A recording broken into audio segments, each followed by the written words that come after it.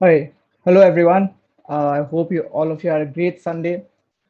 This is Gunjan Saha, and welcome to the Startup Operators Weekly Roundup. This is the 25th edition that we are doing, where Roshan and I take you through the most interesting news of the week. But before we get started, I hope everything for you has been all right. You guys are keeping safe. And Roshan, another week. How are things like for you with everything that's going on around here? Yeah, trying to keep sane. COVID fatigue is real. Uh, it feels like the finish line has moved just as we were going to cross over. And I've had more than a couple of difficult conversations with colleagues and friends over the last week. Uh, there's tragic news all around. So there's a lack of optimism. There's a feeling of helplessness. People are sensing a lack of control, and more or less everyone feels like every day is the same, and so there is no real movement or lack of progress as such. And I'm just trying to do small things to keep myself sane. Lately I've taken to cleaning everything in the house. So I'm folding sheets, keeping things in place, and dusting as often as possible. Right, it gives me a sense of control. I like that. Then I'm trying to make coffee as often as possible for my wife. Trying to cook something, do small errands around the house so that I feel like I'm being helpful. And yeah, walking a fair bit as well, going around the block a couple of times or more, and working out even if it's for about 15 or 20 minutes. So basically doing things that kind of change my routine a little bit, and having things like the roundup, for instance, on the weekend to look forward to, right? I guess all of us are in privileged positions. We can work from out of home. For many of them, this is not an option, right? And I'm Yeah. just looking at it as a time period, as an interesting time period for you to kind of learn, share, be more empathetic, and so on. Yeah, so interesting times, I would say, and I really think that we'll all make it through. We'll all be stronger. We'll all be more loving as well, I guess, at the end of it. So yeah, cheers to anyone who's listening, and yeah, hope we all make it through. And also, all of the things that you just mentioned, these would be like really great habits to carry forward even much later, right? Yeah, absolutely. See, the thing is that yoga, meditation, all of that stuff. I mean, I've been there. It's not easy to start things from scratch, right? It requires some amount of behavioral change as well, and all of us are running pretty depleted on the energy bucket right now. I mean, we don't have a lot in the tank left, and so I'm really focusing on small behaviors. Really, really small things. Maybe getting an extra hour of sleep, or uh, talking to old friends who I haven't spoken to in a while, and so on. I think small things, we kind of underestimate how important they are, but they really help you retain your sanity. So I would highly recommend all of those things. Absolutely, I couldn't agree more. But I think to jumpstart a bit on the energy, we have some great news that we can share with all our listeners. There have been a great strides taken in the healthcare sector, both by DRDO, who is pioneering a new COVID detection test, and two companies are also undertaking research on detecting cancer cells proliferation in the body way ahead stage one sets in. In other news, we also have electric automotive really taking off in India with Ola Electric taking in new strides and also Rapido's new funding. And of course, Tiger Global, as always, is in this week's roundup as well. And we have another EdTech funding. Sorry. So let's get started.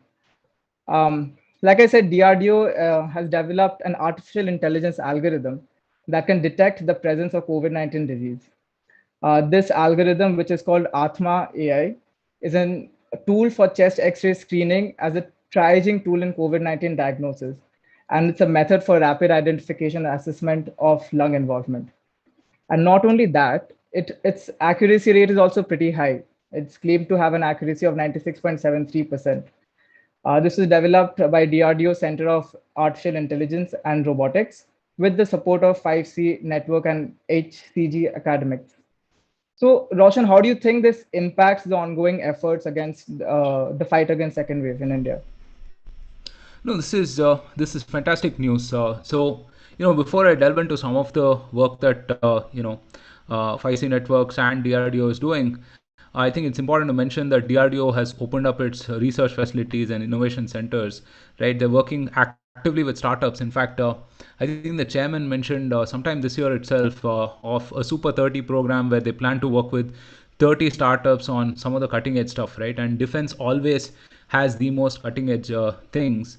Uh, and given the current stress on healthcare infrastructure and services, newer ways to diagnose is always welcome, right? I think what they've done is they've taken chest X-rays of all RT-PCR positive patients and used their AI algorithms to analyze and pattern detect, what a positive marker is. And while typical RT-PCR tests take about a day for you to get your results, this should probably take a few hours, right? Based on a Yeah. radiologist's availability. And this also works out pretty cost effective as well. An X-ray costs around 250 to $300, which is half of that of an RT-PCR test, right? And even though X-rays are you'll actually have to go to a center and you'll have to get that diagnosed by a radiologist and so on. This is another alternate way for us to diagnose, right? So it'll definitely reduce the stress on the system in that sense. And 5C Networks itself has a very interesting business model, right? I think radiologists in India are very, very scarce. You have one radiologist for every 2.18 lakh people. Wow. Doctors, yeah, that's a pretty amazing statistic, right? I mean, these are people who read your chest X-rays and so on. Uh, Doctors itself are 1 in 1,500. I'm talking about allopathic doctors, and I think the WHO recommends about 1 in 1,000 doctors. So yeah, radiology centers are centralized. They have very big machines, infrastructure, and so on. And for them to employ radiologists on roll is pretty expensive, you know, because these guys are scarce. And also, I mean, it'll also have to mean 100% utilization of their services, of their machines, and so on and so forth, right? So 5C has a very asset light model, and they're matching supply and demand very seamlessly through technology, right? And they're managing some of the other aspects of diagnosis and also some suggestions, treatment suggestions, and so on and so forth through their cutting edge technology. So yeah, I've always believed that startups are the way for us to leapfrog institutions, and that's what you see happening right now. So fantastic work by 5C Networks and DRDO. Right, absolutely. And look just how much AI has progressed in this past decade, right? What a way to go. Absolutely. Next, we have Rapido in the news. Rapido raised $41 million in its latest Series C funding, in which Westbridge Capital invested 29.3 million and Nexus Ventures had invested 6.9 million. So with this, the total funding which the mobility startup has raised till date is close to $121 million, I think. They seem to be growing healthily, approximately 75% of recovery as well in the business as it was pre-COVID levels. Recently, Raptor also launched its auto sharing service, which was in October 2020, as commuters tended to prefer autos over cab rides amid the COVID scare. Rapido's bike segment is 10 times bigger than the auto, and it's also growing at a really rapid pace. The culture for shared auto rides, I think, reason for this because the culture of shared auto rides was already present in Indian cities and towns, and I think it's an amazing job the way Rapido has tapped into that. But Roshan, last week we talked about urban companies fundraise, right? And we discussed about how businesses that were hit by the pandemic and then recovered. Rapido's story is also similar to that, right? Yeah, very much so. That's a good point to bring up, Gunjan. I think Rapido started in 2015, 2016, and from what I read, the founders pitched about 75 times before they raised their first round of funding, Yeah. right? And it's obvious, at that point of time, Ola and Uber were transport, connectivity, and everything, right? And here is a startup that's going up against them, and I'm sure people would have had a hard time wrapping that believing in that story, right? But look at them. I mean, 5 6 years and they've built that space almost single-handedly, right? So they have something like 15 million users right now registered. They have about 15 lakh captains, as they like to call them, their driver partners.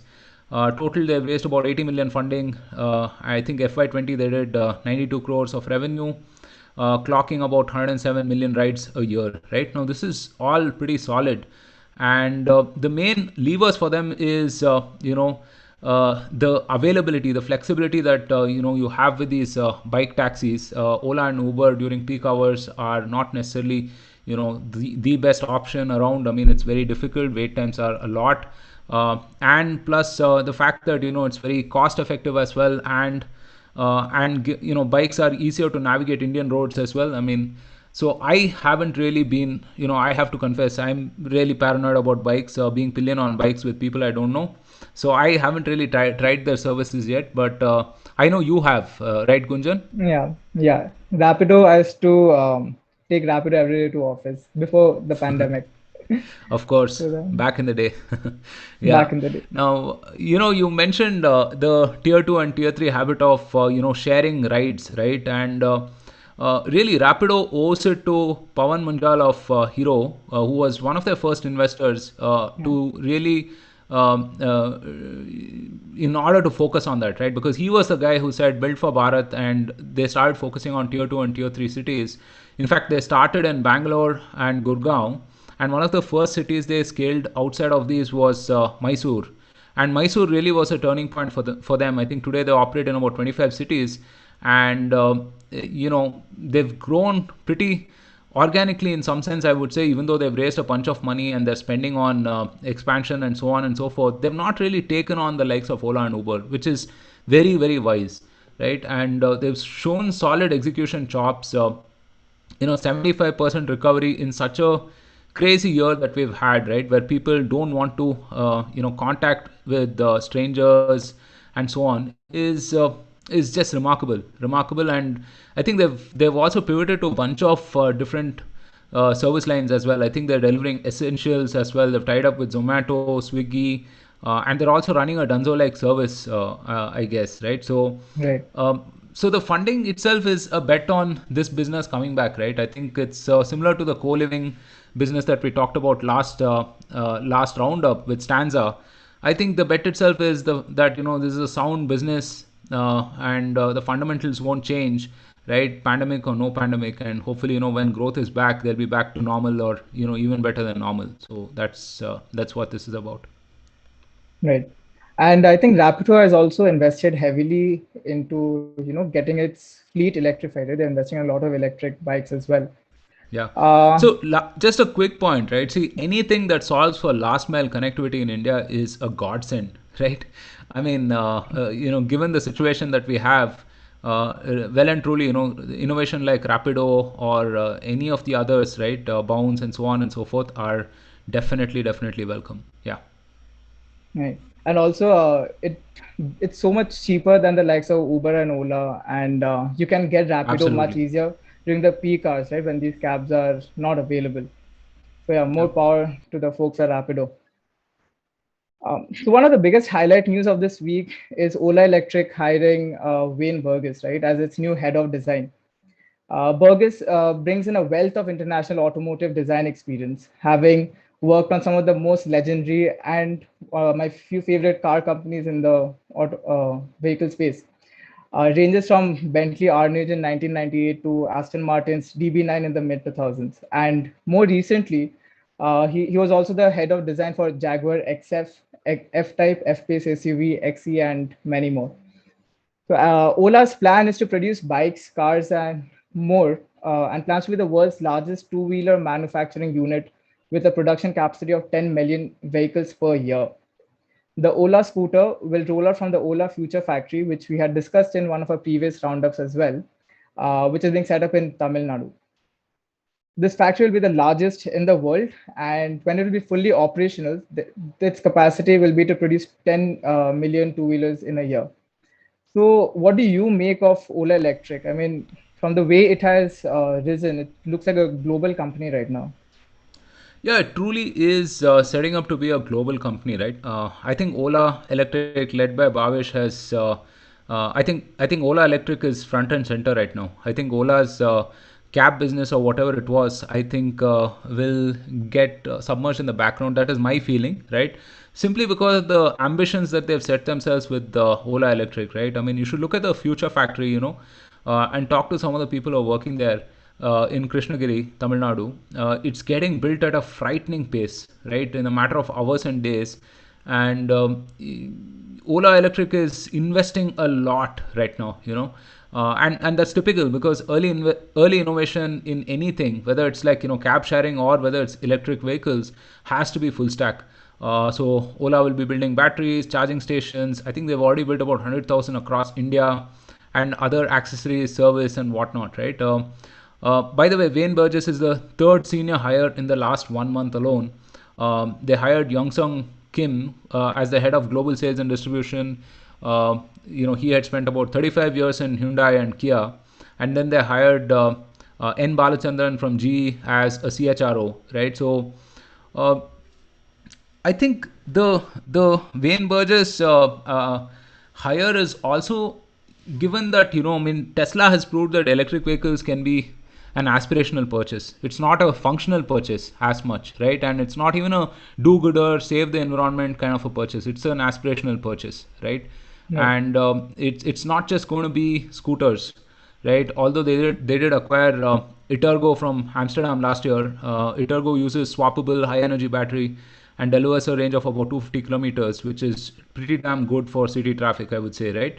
Itergo also is called the Tesla of scooters by many. So given all of that as well, I don't think it'll just end with scooters. I mean, it's just the beginning, and it makes a lot of sense to hire someone like Wayne, who's an industry expert and who's built some of the most loved, best designed cars and automobiles and vehicles around, right? So, yeah, I mean, I'm really excited for the electric vehicle space. I mean, we have Ather, Bajaj, Mahindra, all of them snapping at their heels, and Ola Electric would do good to invest more. And yeah, this is really ambitious. I mean, this is the kind of stuff that makes you proud, right, of being an Indian. So yeah, fantastic Yeah. work. And I think later this year, I think Ultraviolet will also be coming up with their first electric superbike in India. Oh yeah, I forgot to mention Ultraviolet. Yeah, do Right. check out the podcast that we did with Neeraj and Narayan with of Ultraviolet. Again, fantastic founders, and they spoke a great deal about electric vehicles and building them in India. So yeah, do check it out.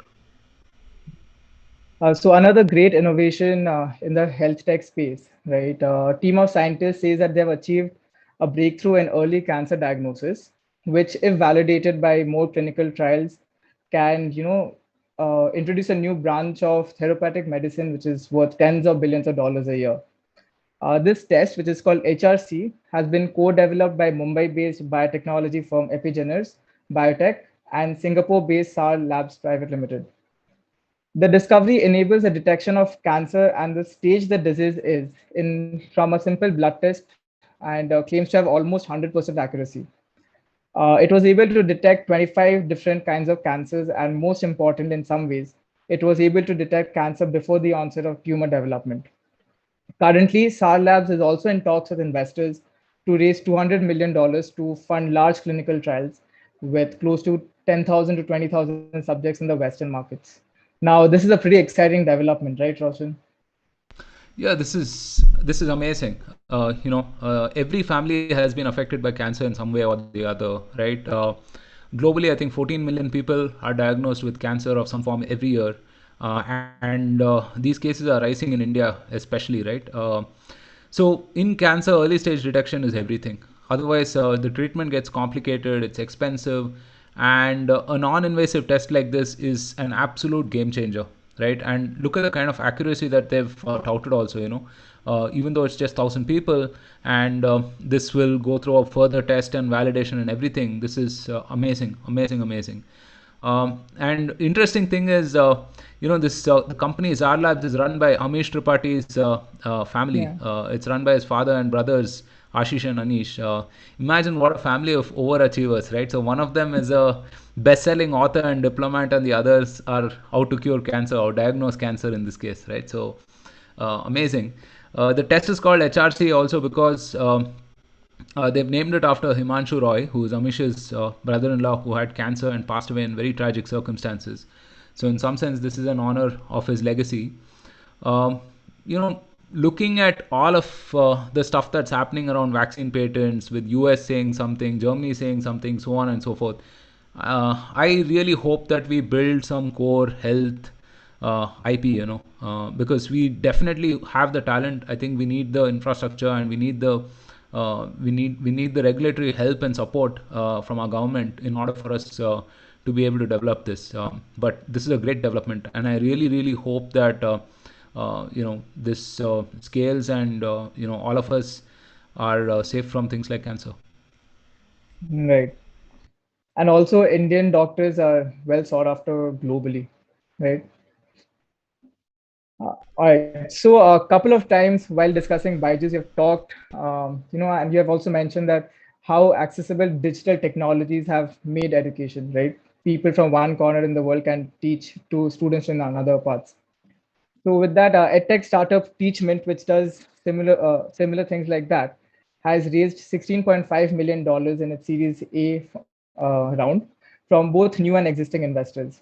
This is the third round for this Bangalore-based startup, which was launched exactly a year ago. The funding was led by global edtech-focused venture firm Learn Capital, which is known for its early investments in companies such as Coursera and Udemy. TM Ventures and other existing investors like Lightspeed and Better Capital also participated in the fundraise. Today, Teachment has close to 500,000 tutors across more than 1,200 cities and towns, which are actively using the platform. Right? Just talk about how, in the lockdown, how much this platform, the technology has expanded. And also, the edtech sector has seen an increased investor attention in the pandemic, and there's been a search for online learning platforms and solutions. But what do you make of Teachment's business? This is great news again. So Teachment basically empowers teachers, and is a fairly full stack solution, right? So teachers can create their own store, collect fees, attendance, manage communication, marketing, find new students. They can also do this. They can also create multiple choice questions. So there's support for test creation, so on and so forth. So essentially, they say, you can start teaching in 3 steps, as simple as it is. And They're focused at tier 2 and tier 3 cities, I noticed, right? So they have about 7 lakh tutors in across India, and they've hired Rajkumar Rao as their brand ambassador, right? So I think the model itself is some sort of freemium, I think, right? So they're giving all these tools to enable teachers to find and serve students. And this is one of those businesses, I think, like I mentioned when we were talking about Elastic Run, the last episode. It's one of those businesses which is building shovels in a gold rush, right? So while the likes of Byju's is cornering the supply side, and acquiring all of the edtech guys, all of the tutorial companies and whatnot, and really cornering the supply side, I think the likes of Teachment is enabling every person to be a teacher, and every teacher to be a superstar, right? And you know we've spoken about it a couple of times. I think one episode comes to mind with Pratik Podar of Nexus, right, where we spoke about how teaching was limited by classrooms, but no longer is, right? I mean, it can scale truly global at this point of time, right? The world is a classroom, and we're going to see multi-decacon businesses being built in edtech, because this is just the stage one of that evolution, right? Wait till all of our folks start teaching people in Southeast Asia and Romania and Europe and like the US and whatnot, right? I mean, we have a wealth of talent, and you're soon going to see that in the next 5-10 years. I think for me, the first edtech platform which I ever use will always remain YouTube. Just before exams. Of course. Khan Academy. Right. So Tiger Global, I mean, name that has been propping up in every roundup. They started the year with a series of unicorn investments, and they want to create another huge pool of capital for startups by raising $10 billion fund from its investors. This fundraise comes almost a year after it had said that it had racked up its 12th fund of 3.75 billion in capital commitments. So far, in 2021, Tiger Global company has taken part in 100 investments rounds in just over 120 days. And this new fund would be the largest raised by an independent fund manager for minority investments in technology startup. I mean, and what else can we talk about Tiger Global at this point? It's just amazing, man. I mean, so when I saw this on the roundup discussion points, right? I mean, I was like, didn't they just close a $6.7 billion fund in April? And we're already we're already talking about a $10 billion fund, right? I've said it before. Indian startups owe it to Lee Fixel and Tiger Global for putting us on the map. I think now you have Scott Schleifer and Chase Coleman. I think Scott is more focused on India, I would say, right? And Tiger has had some phenomenal successes in the past.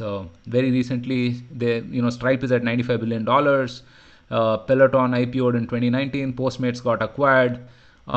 So there's a heck of a lot of trust in the Tiger in the Tiger brand itself, right, and their ability to execute on these. Uh, they've done about 25 deals just this year, apparently in the range of 10 to 100 million.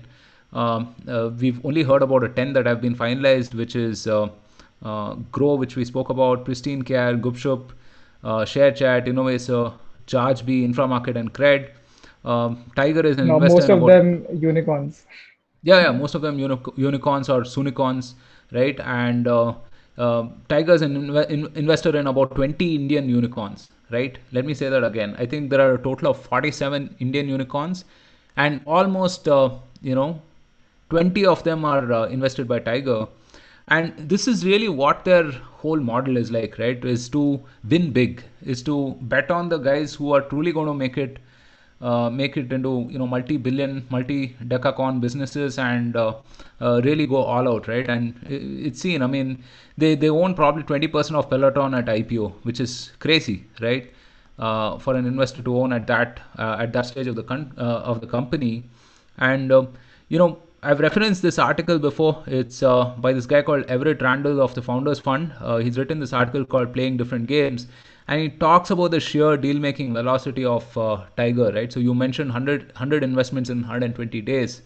That's just uh, that's just insane. I don't know if another fund even does Series A investments at that pace, right? So it's truly remarkable. And this is a net positive for India, I would say, right? We need more risk capital, we need more growth capital, so that companies don't get acquired at 100 $200 million, and they go beyond that figure, and build truly big businesses that can affect a lot of change in India, right? So yeah, fantastic stuff. Yeah.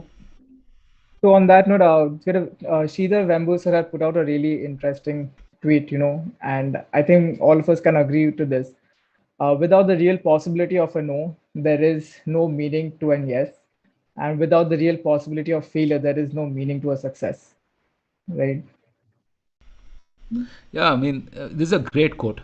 I think it's something to meditate upon, right? So essentially, what he's saying is if the stakes are not high enough, then there's no use doing it. It's not worth it, and this is amazing. It's deep on so many levels, right? It's something to think about, uh, you know, about not thinking with the herd in some sense, right? Because startups ideas in some sense are heterodox ideas, right? And it can be a lonely path, and the stakes can be huge, right? I mean, it could be your future, it could be the future of all of your people, and so on. But really, I mean, you wouldn't have it any other way, so yeah, fantastic quote. Yeah, and I think the entire investment markets is built out of a similar philosophy, right? High gains, high risks. Yeah. All right, so that brings us to the end of this week's roundup. Roshan, I put out two amazing episodes the past week. One was with Shruti Gandhi, where you had a really good chat with her on investing in enterprise technologies, and Ishwar Vikas was the co-founder and CEO of Mukunda Foods, and talked about kitchen innovation and automation. Right? What are some of the what's the conversation gonna be like with the people you're gonna talk this week? I've already spoken to Akriti and Ravi, and Ravi's conversation happened through the roundup. So we covered Capita's fundraise on the roundup, and then Yes. Srikanth from Capita got in touch with me, and then I happened to talk to Ravi afterwards. A very interesting conversation. Ravi is a corporate finance guy. He's been an investment banker, so he's helped plenty of founders raise capital, and this time he's a founder himself. And we spoke about ESOP management, we spoke about corporate finance for startups and good governance and stuff like that, right? So, very, very interesting conversation. Definitely something that founders should look out for. And Akriti as well. I think, Viziki is one of those rising SaaS companies. They have a PR SaaS tool, and Akriti is an interesting person to chat with as well. So she had plenty of gyan on storytelling, on how it is strategic for founders itself, right, to tell their story properly and so on. That was a very good chat as well. So both very good episodes, and both the episodes we did last week have been doing really well as well. I especially liked Ishwar's episode on building food tech. I think yeah, it was just something that I listened to a couple of times after as well. Great insights. Yeah. All right. So with that, it's a wrap. Roshan, anything you would like to tell to our listeners? No, that's a good wrap. I mean, it's 30 minutes on the dot, right? Very interesting news. I think a lot of things happening. Uh, Folks, I mean, stay safe, stay indoors. We'll get through this, and yeah, we'll bring you some new content, interesting content to get your mind off of things. Yeah. Right. So I think we received one question from a YouTube chat. The question is by Funny Dheeraj. I'm not sure if I'm pronouncing the name correctly, but he's asking if are these kinds of unicorns here to stay or is this a bubble? What's your take See, on it? yeah, this is an eternal question, right? I mean, this is a question for the ages. I mean, people have been asking this for 3 decades now, right? Ever since startups and fundraise got into the media glare. And I always look at it as capital is required to change behavior, right? We did ask the same question in 2010, 2009 when Flipkart started. We did ask the same questions in 2014, 15 when Ola started, right? But you can see the behavior that has happened, right? I mean, e-commerce and delivery today is integral to our lives, right? Cab sharing, at least up until the pandemic, was integral to our lives and will be going forward, right? And look at the kind of ecosystems they've built. I mean, when you're early in the innovation, you have to spend a lot of money and you have to build these grounds up. And that's what you're seeing with the likes of Ola Electric, for example, raising plenty of money, or with the likes of some of the edtech startups right now. So I always, I mean, there will always be some amount of fat, right? There will always be some amount of bloating, but overall, I think what all of this capital does, all of these resources does, is to shift the median, right? And we benefit as consumers, we benefit as an ecosystem for that. Right. No, that's really true on a lot of aspects on that. So thanks a lot, Funny, for that question. Folks, do check out the episode that we're putting out this week. Subscribe to our Twitter and LinkedIn for regular updates. And yeah, thanks a lot for joining. Take care, stay safe, and do get vaccinated as soon as you can. Yeah, right. All of those things that Gunjan said, and see you guys next week.